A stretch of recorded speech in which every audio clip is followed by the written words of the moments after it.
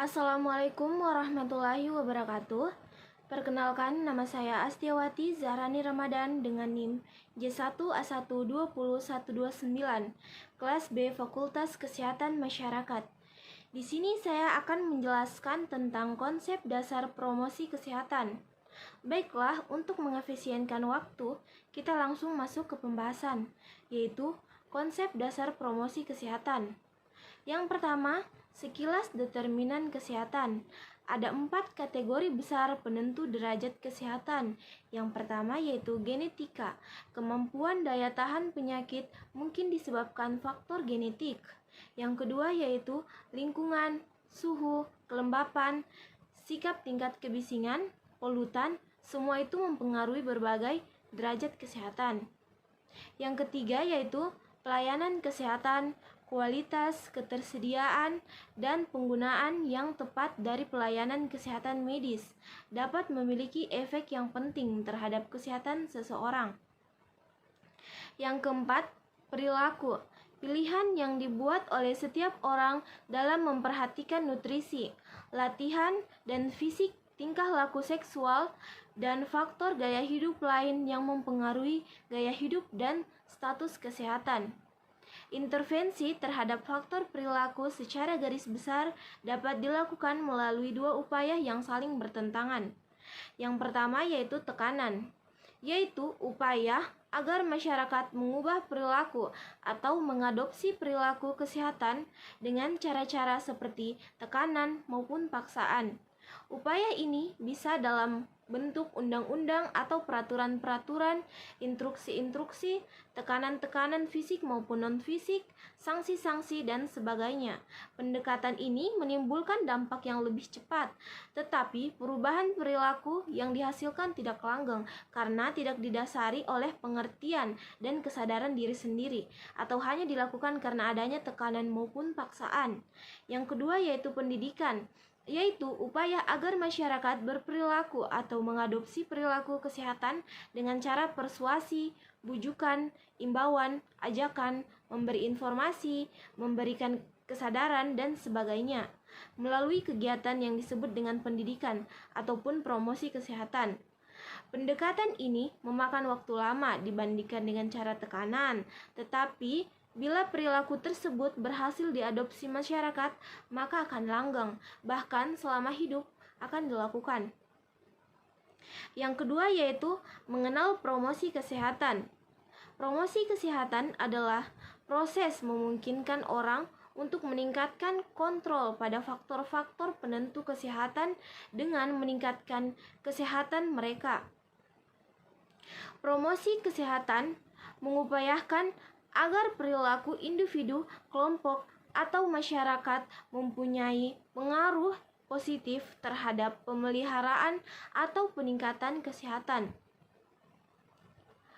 Menurut L. Grant, pada tahun 1984, definisi promosi kesehatan adalah segala bentuk kombinasi pendidikan kesehatan atau intervensi yang terkait dengan ekonomi, politik, dan organisasi yang dirancang untuk memudahkan perilaku dan lingkungan yang kondusif bagi kesehatan.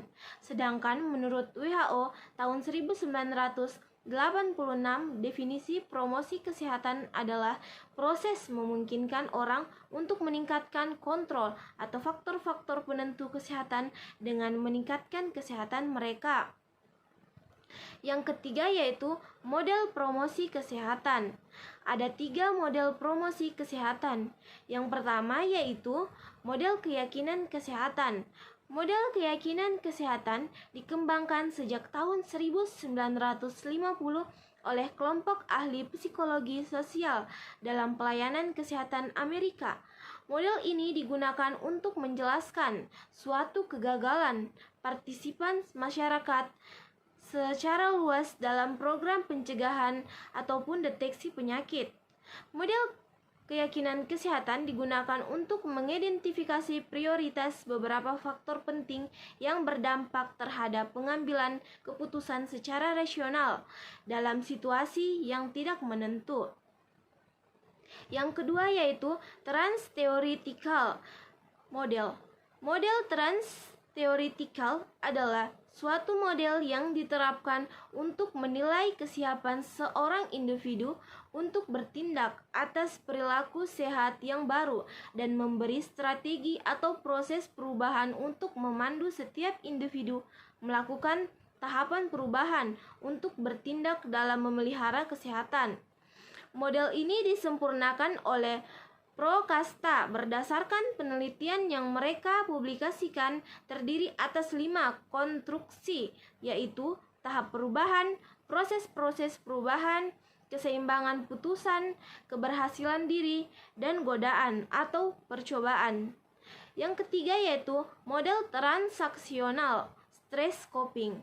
Stres adalah suatu kondisi atau keadaan tubuh yang terganggu karena tekanan psikologi.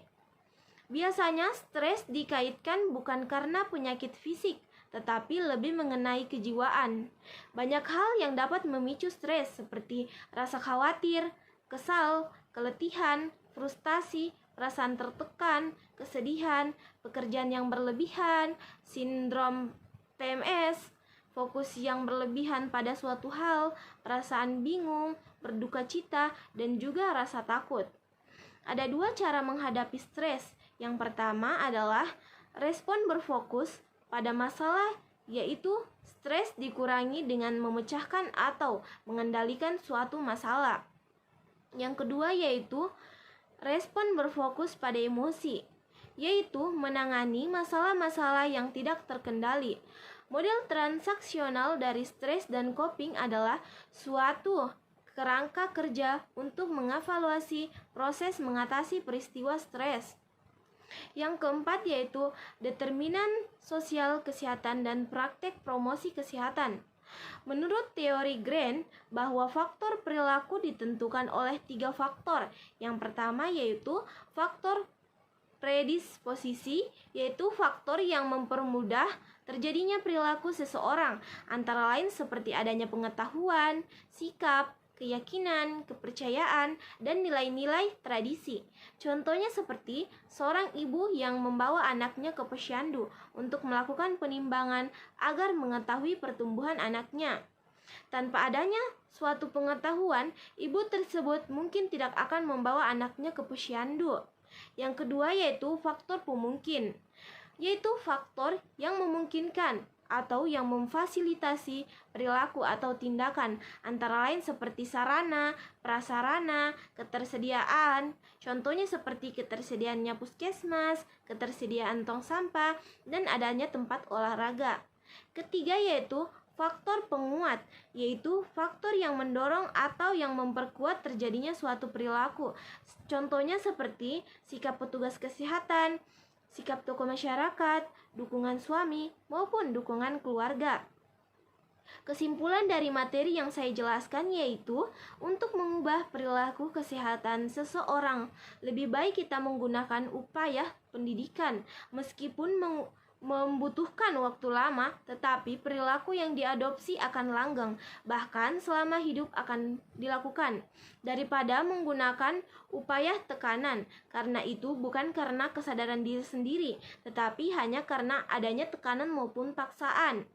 Jadi, promosi kesehatan adalah proses untuk meningkatkan kemampuan masyarakat dalam memelihara dan meningkatkan kesehatannya. Demikianlah yang bisa saya jelaskan. Apabila ada salah kata, mohon dimaafkan. Saya akhiri dengan ucapan terima kasih. Wabillahi taufik walhidayah. Wassalamualaikum warahmatullahi wabarakatuh.